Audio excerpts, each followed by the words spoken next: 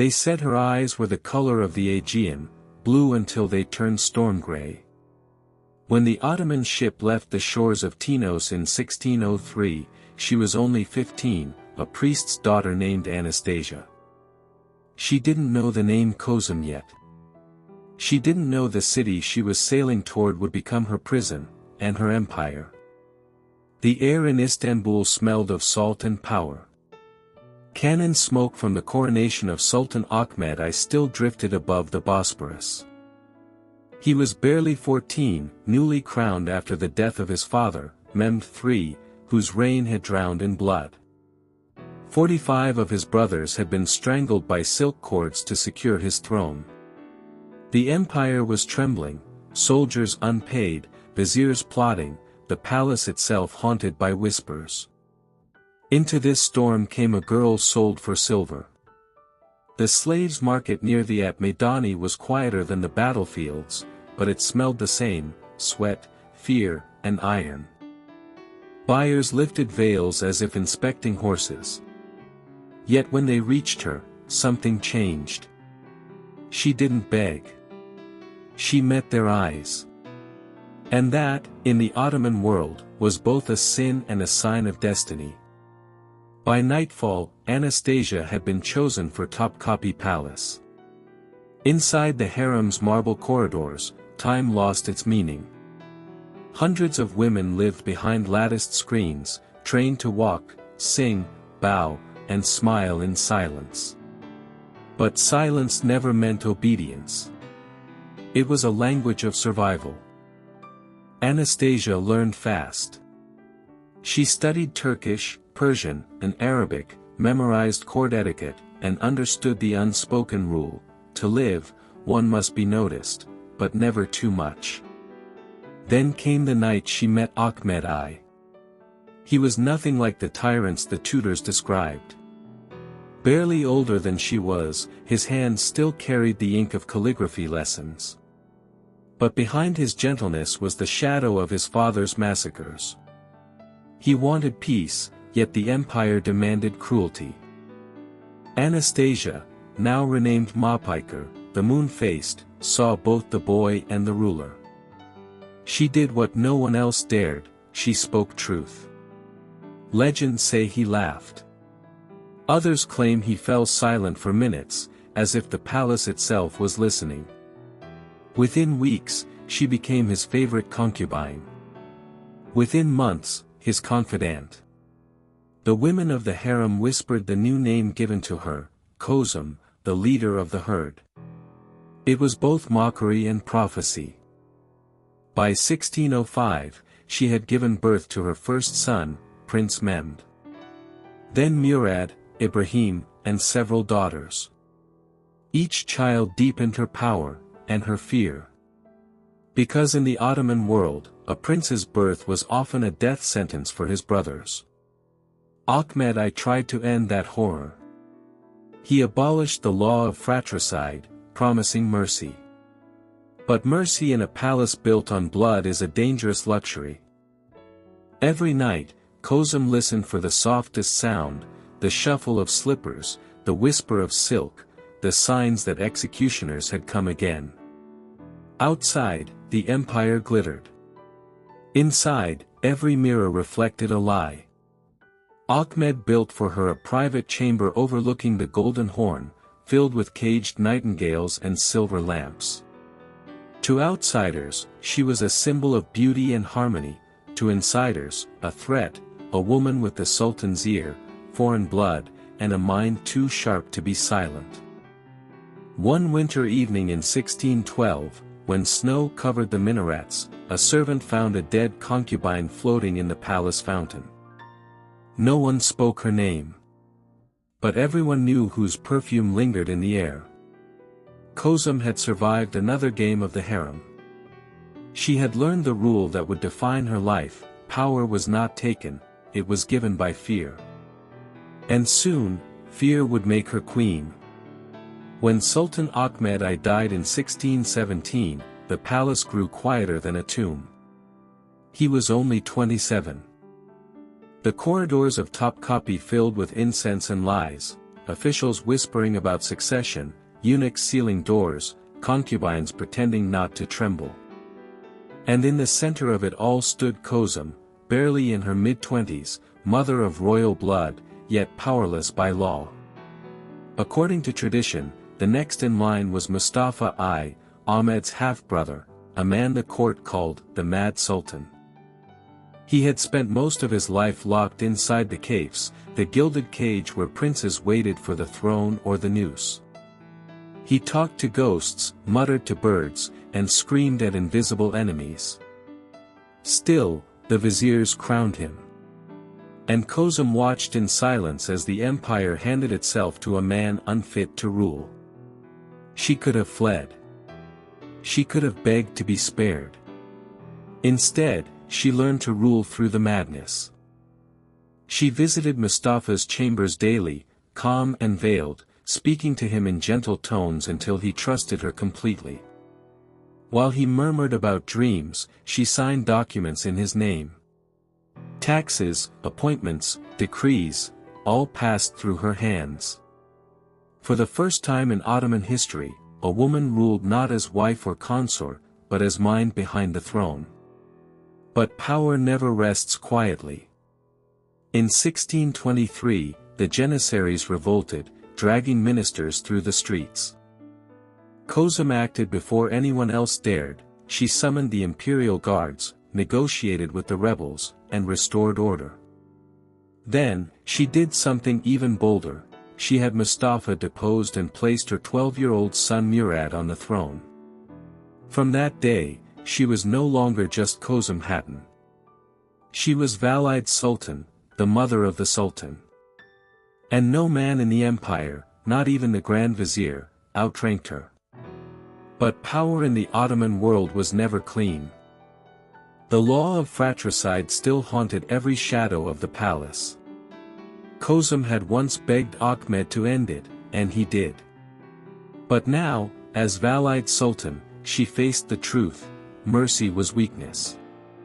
Every surviving prince was a threat to her children's lives. Her own decisions would decide who lived and who vanished. The guards who once served her now waited for her orders. The same silk cords that had terrified her as a girl now hung in her closets, ready for command. Witnesses later wrote that she never cried. Not when the first of her sons died mysteriously in the night. Not when her daughter was forced into marriage for political alliance. She had learned that grief was a language her enemies understood, and used. Yet behind her calm face, she carried the weight of every choice. As Murad IV grew older, his mother's influence deepened. He was brilliant but unpredictable, a mirror of the empire itself, glorious, violent, and terrified of collapse. Through her network of spies, Kösem knew everything: which vizier plotted rebellion, which governor stole from the treasury, which concubine whispered betrayal. Inside the harem, her rule was absolute.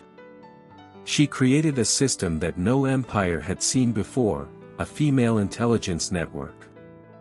Young women disguised as servants listened at doors, memorized conversations, and passed secrets to her at night.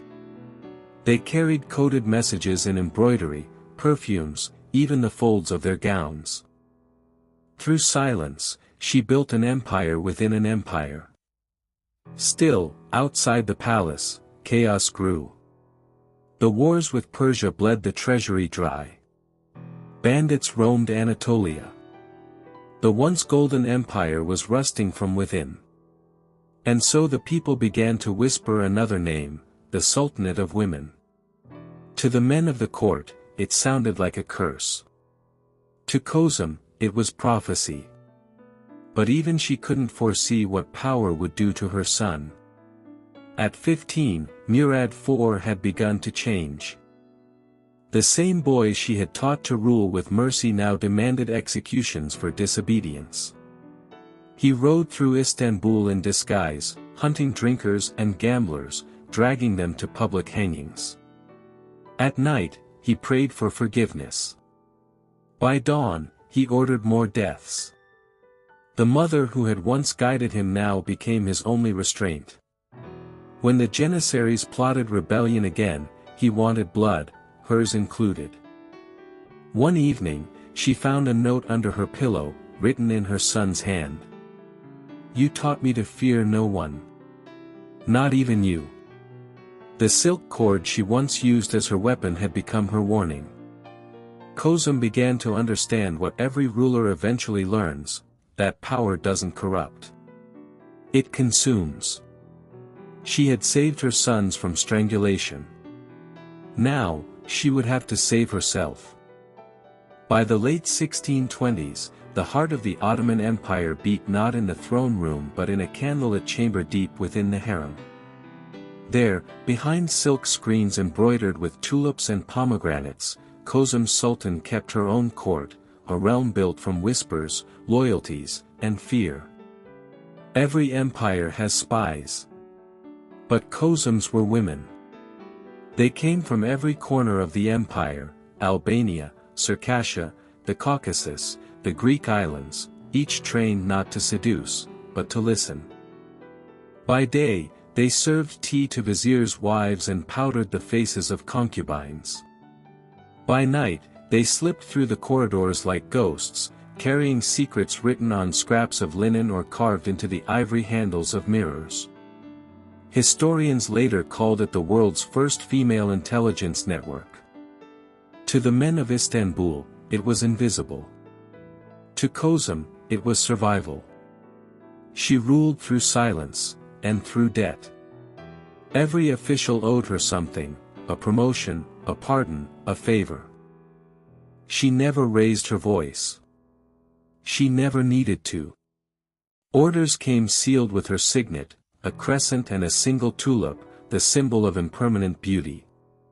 From her private rooms overlooking the Golden Horn, Kösem managed a realm of shadows. She knew which pasha was stealing from the treasury, which janissary secretly prayed for rebellion, which foreign ambassador brought hidden gifts from Venice. She decided who would dine with the Sultan, who would live another week, and who would disappear into the Bosporus. Yet in her solitude, she still lit a candle each night for her son. Murad IV had become everything she feared and everything she'd prepared him to be. He was ruthless, disciplined, and terrifyingly sober, banning alcohol, tobacco, and coffee under penalty of death. He walked the streets disguised as a commoner, executing lawbreakers himself. It was said that even the sound of laughter could cost a man his life during his reign. And still, he trusted only one person, his mother. When a Persian envoy once accused her of manipulating state affairs, Murad struck the man across the face and declared, "She is my mother. When she commands, I obey." It should have been her greatest triumph. Instead, it became the beginning of her isolation. Because absolute obedience breeds absolute resentment. The viziers began to fear her more than they feared him. They spoke in riddles, performed loyalty, and prayed for her downfall. The harem became divided, old guards loyal to Kösem versus the younger generation who dreamed of her death. Even her own daughters whispered about her power. In 1632, a rebellion erupted among the Janissaries, the empire's elite soldiers, once her allies. They accused the palace women of controlling policy, of turning the Sultan into a puppet. The city burned for 3 days. Kösem was forced to negotiate again, trading gold, positions, even marriages to buy peace. When the fires finally died, her influence was intact. But so was the rumor that she had orchestrated the rebellion herself to purge her enemies. For the first time, people began to call her not just Valide Sultan, but the Serpent of the Harem. Still, she continued her quiet reign. She funded mosques, schools, and charities, ensuring the people saw her as a benefactor. She personally supervised the construction of the Yeni Mosque, though superstition warned her it would bring her death. She ignored the omen. Murad IV's final campaign against Persia in 1638 would mark the end of their uneasy alliance. He left Istanbul in full armor, kissed her hand, and promised to return victorious. Kösem watched him go, her face expressionless, but the servants said her nails drew blood into her palms. He returned, but only as a corpse. At just 27 years old, Murad died of cirrhosis, poisoned by the same fear and ambition that had sustained him. Kösem buried her son with her own hands. Then, she did what no mother should ever have to do, she prepared to rule again. The next sultan, Ibrahim I, was weak, impulsive, and dangerously naive. He had spent years imprisoned in the caves, and freedom made him wild. Where Murad had ruled through terror, Ibrahim ruled through indulgence, jewels, concubines, perfumes, and absurd extravagance. The empire called him Ibrahim the Mad. But to Kösem, he was an opportunity. She returned to power, advising him through every decision, keeping the empire from collapse. But soon, his new favorite, Turhan Sultan, a Ukrainian concubine with eyes sharp as glass, began whispering in his ear. Kösem recognized the look, the same hunger she once carried. The palace was changing again. And in its silence, she could already hear the sound of silk tightening. By the mid-1640s, the corridors of Topkapi Palace no longer echoed with command but with unease. The empire had grown soft, its soldiers unpaid, its viziers bribed, its sultan lost in pleasure. And in the center of that gilded decay sat Ibrahim I, the son Kösem had once fought to protect. He had survived the cage, yes, but not the madness it bred. Years of confinement had warped his mind, fear had fermented into obsession. He filled his chambers with silks and scents, ordering hundreds of perfumed pillows imported from Damascus. He surrounded himself with women, calling them his flock of doves, and spoke of building a palace made entirely of mirrors so he could see beauty from every angle. To his mother, the once iron Valide Sultan, this was worse than rebellion. It was rot. When ministers begged Ibrahim to focus on war, he nodded and returned to counting gemstones. He dismissed generals for imagined insults, appointed astrologers as advisors, and once ordered the entire fleet painted gold so the sea would bow to the Sultan. Kösem tried to reason with him, privately at first, then through the divan, the council she once dominated. But Ibrahim no longer heard her. The new voice at his side was Turhan Sultan, a concubine barely 20 years old, mother to his infant son Mehmed. Turhan was beautiful, calculating, and utterly unafraid. She smiled like a courtesan but thought like a strategist. Where Kösem spoke of duty, Turhan whispered of destiny. Soon, the palace divided into two factions. The old guard loyal to Kösem, and the young courtiers who bowed to Turhan. The empire had seen many wars, but never one fought in whispers and perfume. Behind the harem screens, the battle for succession began. Kösem wanted to protect the dynasty, to keep power in capable hands. Turhan wanted her son to inherit, no matter the cost. Every visit to the nursery, every shared meal, every exchange of gifts became an act of espionage. When Ibrahim's paranoia worsened, he accused his mother of plotting against him. In his delusion, he ordered the execution of one of his own concubines, drowning her in the Bosporus for witchcraft. Then he turned to Kösem. Witnesses say he screamed, "You think you rule this empire, woman? You are only its shadow." Kösem didn't flinch. She had heard greater men threaten her and fall to her silence. But she knew, this time, the storm was different. Outside the palace, famine and rebellion spread. Inside, the treasury was empty, the janissaries restless. The empire needed a ruler, not a dreamer. In August 1648, after months of secret negotiations, the Grand Vizier and the military commanders agreed, Ibrahim had to be removed. They turned to the one person whose word could legitimize the act, Kösem Sultan. She hesitated only once. "He is my son," she said quietly. The vizier bowed. "And if he remains, the empire dies."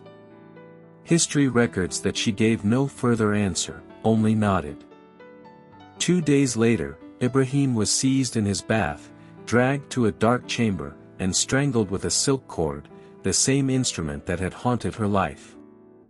When the body was carried out, Kösem watched through the lattice window, her face pale, unreadable. She had killed to protect the throne before. But this time, she felt nothing like victory. In that silence, she became the most powerful woman in Ottoman history, and the loneliest. Her grandson, Mehmed IV, was barely 6 years old when the crown was placed on his head. The empire needed a regent again. And once more, the empire turned to her. But she was not the same woman who had ruled under Ahmed or Murad. The years had stripped her of tenderness, leaving only caution and calculation. Turhan Sultan, now the valet of the new child sultan, refused to accept Kösem's dominance. "She will not rule through my son," Turhan said to her attendants. And for the first time, the younger woman's words carried more weight than the elder's titles. Kösem saw herself reflected in Turhan, the same hunger, the same silence before the strike. But she also saw what youth brings: impatience, recklessness, the belief that destiny bends easily. By 1651, their conflict had turned lethal. Rumors filled Istanbul that Kösem planned to depose the child sultan and replace him with another grandson, one she could control. Others whispered that Turhan had already ordered her death in secret. Every shadow in the palace became a threat. Every creak of a door, every flicker of candlelight. And then, one August night, the silence finally answered her. The palace slept under a moonless sky. The golden horn lay black as ink, the call to prayer long faded into silence. But inside Topkapi, the night was alive with whispers. The old servant sensed it first. Doors that never opened creaked. Steps that never echoed trembled through the marble. Eunuchs who usually guarded the harem had been quietly replaced. Something was coming, and everyone knew who it was for. In her private chamber, Kösem Sultan sat alone before a dying candle. The flame flickered, reflecting in her jeweled mirror. She had ruled for nearly 40 years, outlived sultans, viziers, lovers, and sons. She had turned captivity into command, motherhood into monarchy. But tonight, even the shadows refused to bow. A servant entered with trembling hands, whispering that Turhan Sultan had summoned the guards to secure the palace. Kösem smiled faintly. She had used the same phrase herself countless times, before every purge, every execution, every silk cord drawn in silence. "I taught her well," she murmured. Then she rose. Slowly, carefully, she adjusted her veil, as if preparing for another audience with fate. The candle sputtered. Footsteps approached. Outside her door, a group of men waited, mute, masked, and shaking. They were the Bastanchi, the royal gardeners, whose hands tended both roses and corpses. At their head stood Melek Kalfa, one of Turhan's trusted women. Her eyes were red, but her orders were clear. When the door opened, Kösem didn't scream. She looked at them, at the silk cord gleaming faintly in the candlelight, and said only one sentence. "Tell her, this will not save her." The struggle was short, but not silent. A chair fell. A curtain tore. And then, The sound that had defined the empire for centuries, the soft tightening of silk, returned once more. The woman who had ruled from the shadows died as she had lived, unseen, unrecorded, yet unforgettable. By morning, the palace was already erasing her. Her body was hidden for 3 days before being quietly buried beside Ahmed I, the man who had first given her power. No royal procession. No mourning banners. Only the muffled prayers of a few loyal servants. Officially, the cause of death was never written. Unofficially, everyone knew, the empire had executed its own architect. The Valide Sultan Turhan, now triumphant, announced a new order, one of purity, loyalty, and faith. But she soon learned what Kösem had tried to teach her, that the throne was not a seat of power, but a scaffold balanced on silence. For decades after, her name could not be spoken in court. Chroniclers called her Fitnessai, the schemer. The empire pretended she was a ghost best forgotten. But she had left her mark everywhere, in the mosques that bore her name, in the laws she had signed, in the generations of women who ruled from behind the curtain. Even her enemies admitted it. For nearly half a century, the most feared figure in the Ottoman Empire was not a sultan, but a woman.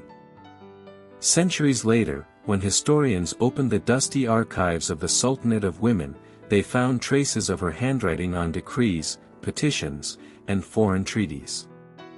The same delicate calligraphy appeared again and again, the steady script of someone who had learned that ink can kill as quietly as silk. She ruled not from the throne, one chronicler wrote, but from the silence behind it. In that silence, the empire had found its strength, and its curse. Because every empire built on fear eventually meets its mirror. And when it does, the reflection always wins. This was Kösem Sultan. The slave who became a queen. The mother who birthed kings.